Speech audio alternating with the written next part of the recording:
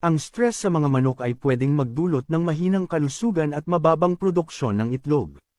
Isa sa mga pangunahing dahilan ng stress ay ang biglaang pagbabago sa kanilang kapaligiran tulad ng paglipat sa bagong kulungan o pagbabago sa oras ng pagpapakain. Para maiwasan ito, siguraduhing maayos ang transition ng mga manok sa anumang bagong sitwasyon.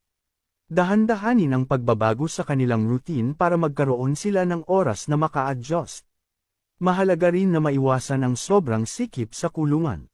Kapag masyadong marami ang manok sa isang lugar, nagkakaroon ng kompetisyon sa pagkain at tubig, na nagdudulot ng stress at pagkakaroon ng alitan sa pagitan ng mga manok. Siguraduhing tama ang dami ng manok sa bawat square meter para mabawasan ang tensyon. Ang ingay at biglaang liwanag ay isa ring sanhi ng stress sa mga manok. Iwasan ang malalakas na tunog sa paligid ng kulungan at gumamit ng tamang lighting schedule na magbibigay ng sapat na oras para makapagpahinga ang mga manok. Ang masyadong matagal na exposure sa liwanag ay pwedeng makaapekto sa kanilang natural na cycle at magresulta sa pagbaba ng produksyon ng itlog. Sa panahon ng transportasyon, kailangang iwasan ang sobrang init o lamig. Siguraduhin may maayos na ventilasyon sa loob ng transport vehicle at huwag ilipat ang mga manok sa oras na masyadong mainit o malamig ang panahon.